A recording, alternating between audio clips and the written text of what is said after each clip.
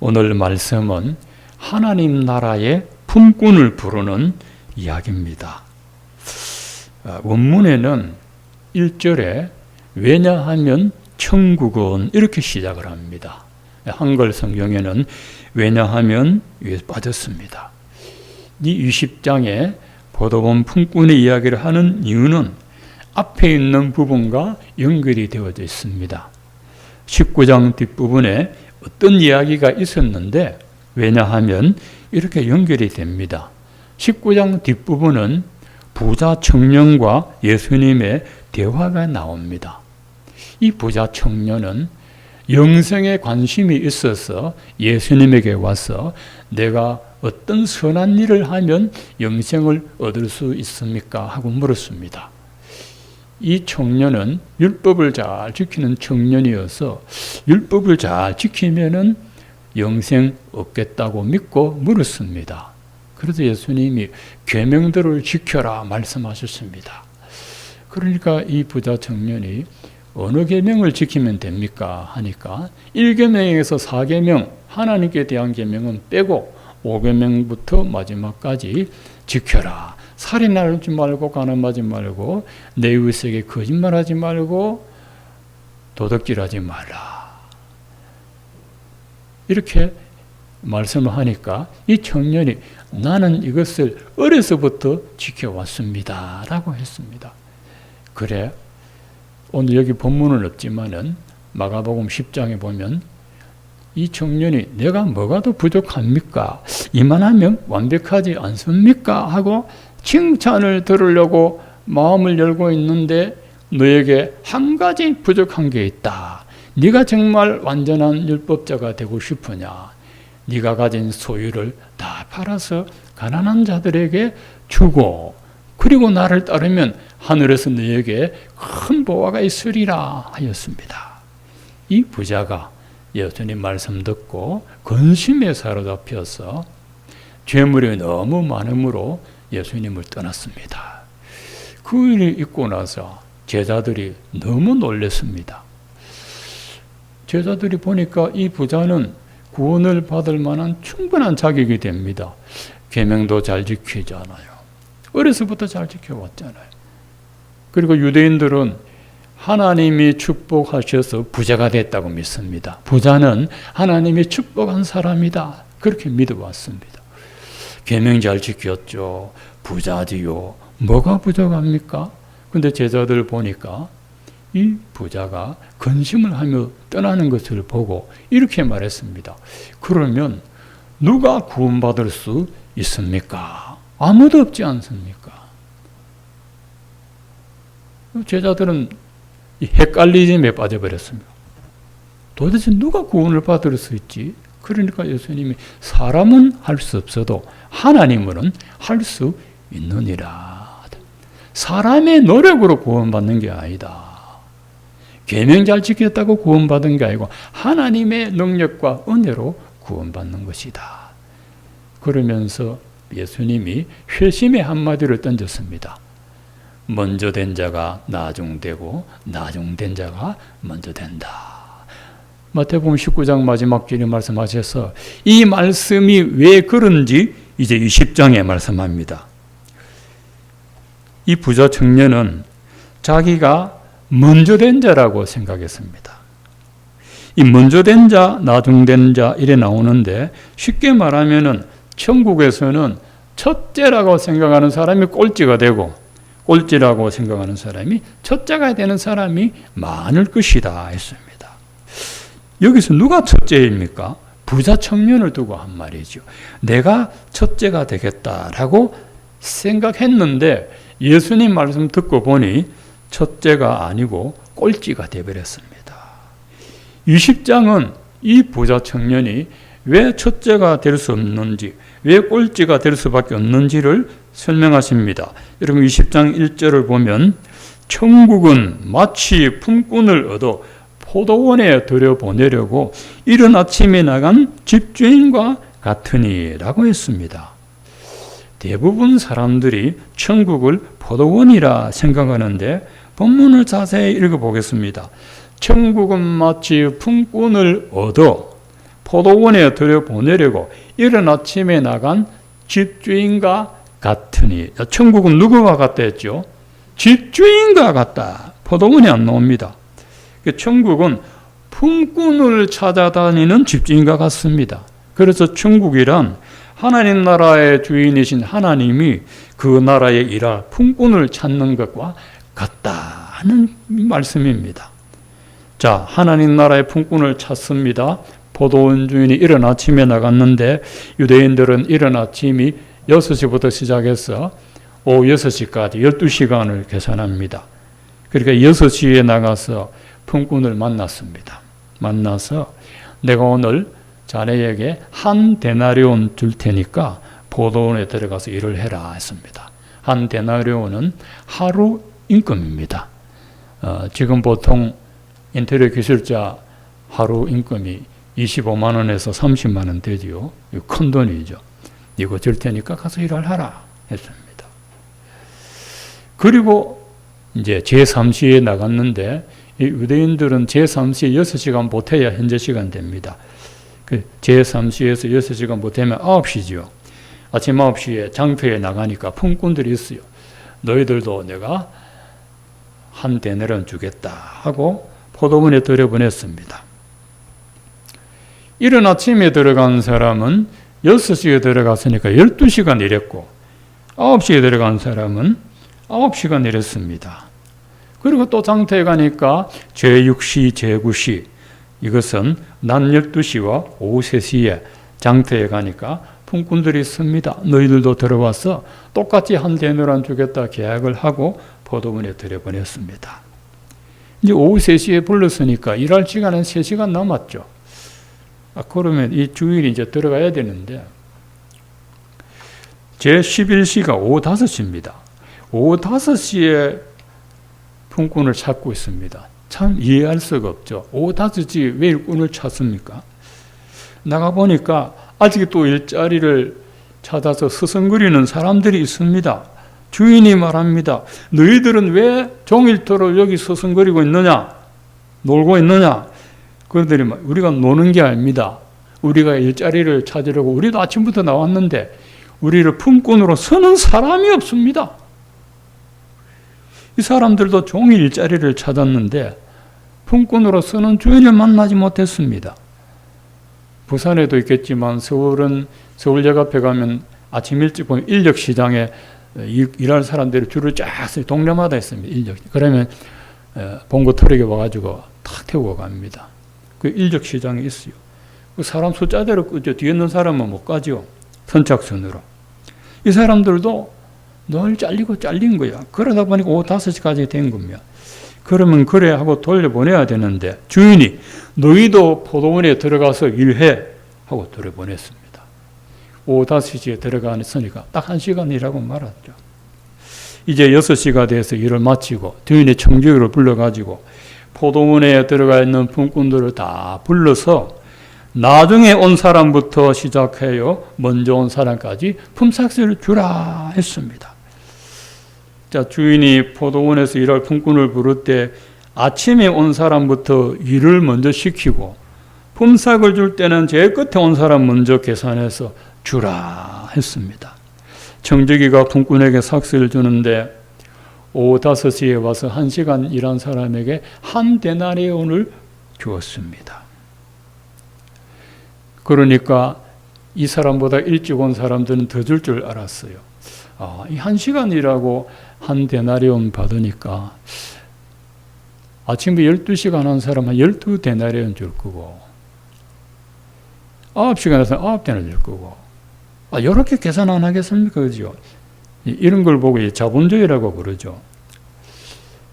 제가 군에서 제대하고 다니던 회사에 복직을 했는데 제가 제대하고 놀지 않고 바로 출근했는데 보름밖에 일을 못했어요. 그래도 보름밖에 일했으니까 보름 월급 받아야 되는데 한 달 월급을 주더라고요. 그래서 제 머리에 어떤 생각을 했느냐. 보름 일해서 한 달 월급 주니까 다음 달에 지금보다 배를 주겠구나. 이 생각을 한 거예요. 제 생각에. 보름 일했는데 15만 원을 주더라고. 80년에. 그때 보통 평균 임금이 3, 40만. 야, 내 다음 달부터 30만 원 받겠구나. 기대를 잔뜩 하고 기다렸어요. 그러니까 7월 달에 7월 날 월급날인데 15만 원 주는 거야. 그래서 화가 나더라고. 따질까 하는데 15일 일했다고 한 달 월급 준 게 아니고 그냥 막 계산해 준 것이죠. 나는 이 사람들처럼 계산한 거야. 한 달 일했는데 왜 15만 원밖에 안 줍니까? 굉장히 섭섭했어. 앞에 15만 원 받은 건 하나도 안 고맙고 뒤에 15만 원 주기 너무 섭섭했더라고. 이 사람들이 지금 보니까 전부 일한 시간이 다르니까 얼마나 준지 궁금하잖아요. 근데 11시간 한 사람도 한 데네리온, 3시간 일한 사람도 한 데네리온, 6시간 한 사람도 하나, 12시간 꼬박 일한 사람도 하나.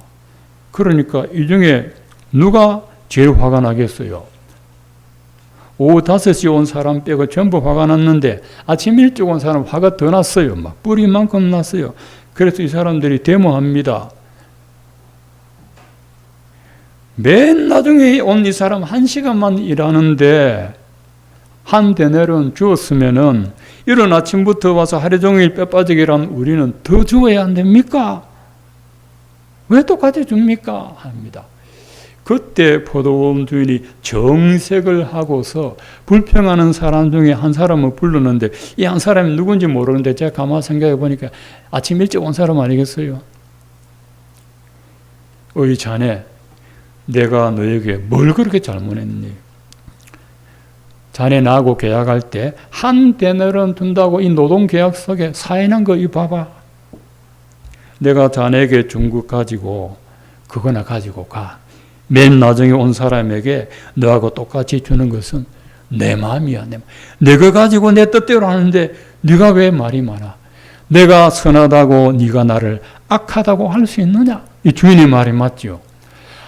계약서에 오늘 한 데나리온 줄게 적어놨거든. 계약대로 해줬거든요. 그 사람은 하나도 안 억울해. 계약대로 해줬거든.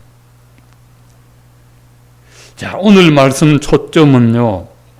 아침 일찍부터 포도원에 들어가서 종일 수고하는 사람에게 맞춰되지 않습니다. 맨 나중에 온 품꾼들에게도 한 데나리온의 품삯을 준 주인의 자비하심에 초점이 맞춰져 있습니다. 주인의 자비하심. 신명기 24장 14절에 이런 말씀이 있습니다. 공공하고 빈궁한 품꾼은 너희 형제든지 내 땅 성문 안에 거하는 객이든지 그를 학대하지 말며 그 품삯을 당일에 주고 해진 후까지 미루지 말라. 이는 그가 가난함으로 그 품삯을 간절히 바람이라. 그가 너를 여호와께 호소하지 않게 하라. 그렇지 않으면 그것이 너에게 죄가 될 것임이라. 포도원 주인이 오후 5시에 포도원에 들어가서 1시간 일한 사람에게 하루 품삯을 준 이유가 여기 나옵니다. 이는 그가 가난함으로 그 품삯을 간절히 바람이라. 오후 5시에 온 품꾼들의 마음을 한번 상상해 봅시다. 이 사람들도 일할 곳을 종일 찾았는데 찾지 못하고 장터에서 서성거리고 있습니다. 그러다가 시간은 지나고 또 해는 넘어가고 집으로 돌아갈 시간입니다. 그 시각에 누가 이 사람을 품꾼으로 쓰겠어요? 그리고 근무 시간 1시간 남겨놓고 일꾼 서는 주인이 어디 있겠습니까? 그리고 일을 시켰다 하더라도 하루 임금을 누가 주겠습니까? 1시간의 봉사만 주겠죠.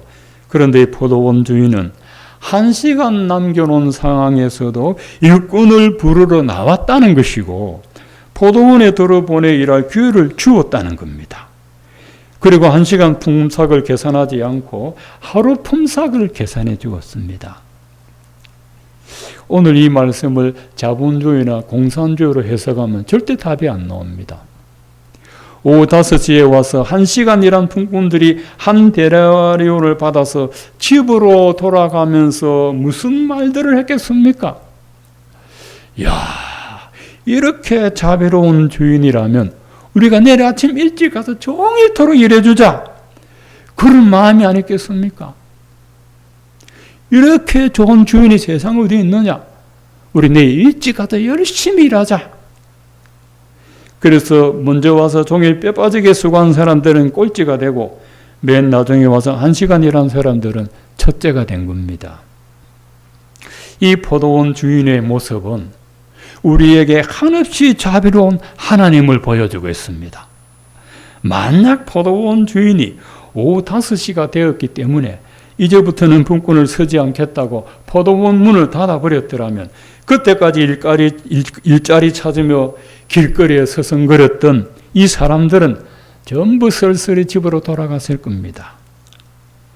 만약 하나님이 우리에게 구원받을 수 있는 기회를 주시지 않았더라면 우리는 모두 구원받을 수가 없고 하나님 나라에 들어갈 수조차 없습니다. 우리는 모두 오후 5시에 하나님 나라의 품꾼으로 부름받은 그런 사람들입니다. 우리는 모두 하나님의 은혜로만 구원을 받고 하나님의 자비하심 때문에 하나님 나라에 들어가게 된 줄로 믿습니다. 오늘 말씀 들으신 여러분은 어떤 사람들이 되어야겠습니까? 포도원 주인이 베풀어준 은혜를 감사하지 못하고 자기가 아침 일찍 와서 일을 했는데 남과 똑같이 주는 그 주인을 원망하였던 품꾼들처럼 살기보다 늦게 품꾼으로 부름받았지만은 하루 품삯 계산해주는 그 주인의 은혜를 밤새 감격하면서 가족들에게 이야기하면서 내가 내일은 일찍 가서 이 주인을 위하여 내가 살아야겠다고 다짐하는 오후 5시에 온 품꾼의 마음을 가져야 하지 않겠습니까? 하나님 나라에서는 먼저 와서 일을 많이 한 사람이 첫째가 아니라 아무 공로 없이 아무 조건 없이 아무 자격 없이 베풀어 주시는 하나님의 은혜를 감사히 받아들이는 사람이 하나님 나라의 첫째가 됩니다. 나 같은 죄인 살리신 주 은혜 놀라와. 어메이징 그레이스. 여러분 그거 찬양을 아무리 은혜롭게 부르면 뭐합니까? 그 은혜를 모르면 소용이 없는 것이죠. 저는 처음에 회심하고 지금은 305장이지만 옛날 찬송은 405장이지 않습니까? 나 같은 죄인을 이거 부를 수가 없어. 눈물이 하염없이 흘러내려서 부를 수가 없어. 나 같은 죄인 살리신 주 은혜에 놀라와 잃었던 생명 찾았고 광명을 얻었네. 이제껏 내가 산 것도 주님의 은혜라. 나 같은 죄인 살리신 주의 은혜 얼마나 놀랍습니까? 잃어버렸던 생명 찾았고 광명을 얻었다라고 하지 않습니까? 보통 우리가 나중된 자 먼저 되고 먼저 된 자 나중된다 이런 말 하지 않습니까? 교회를 일찌감치 와가지고 신앙생활 했는데도 나중에 온 사람이 나보다 믿음 좋고 하나님 축복받는다. 그 말도 일면 일리는 있습니다.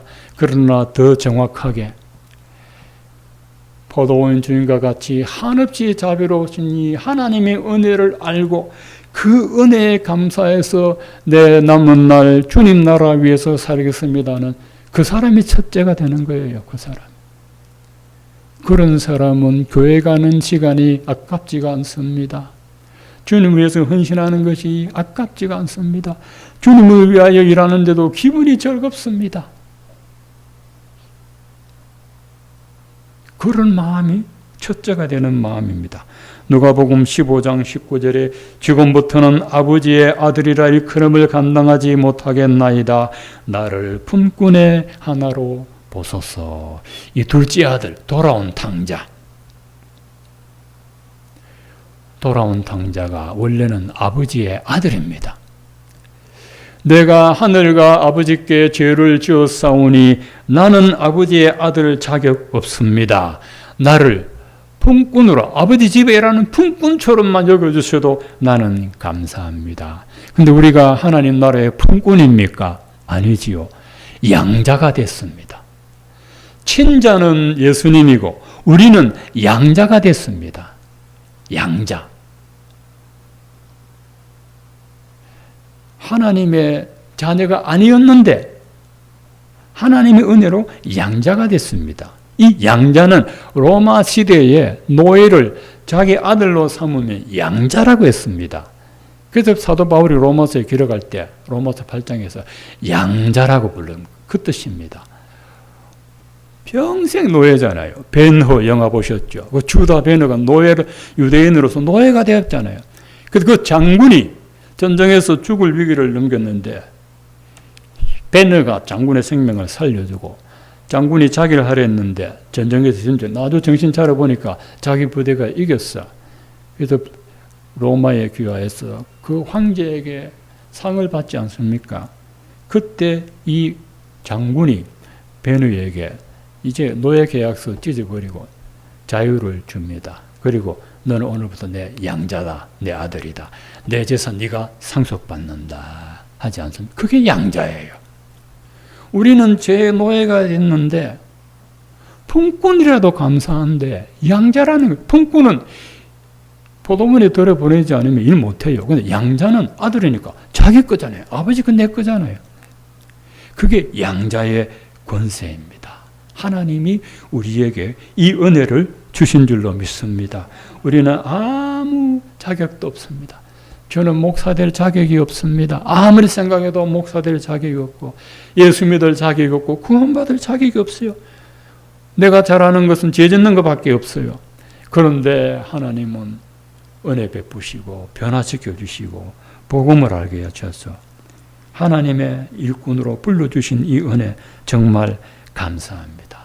아무 자격 없는 우리를 하나님 나라 품꾼으로 불러주신 이 하나님의 은혜와 자비하심에 감격하면서 살아가는 저와 여러분 되시기를 축원드립니다.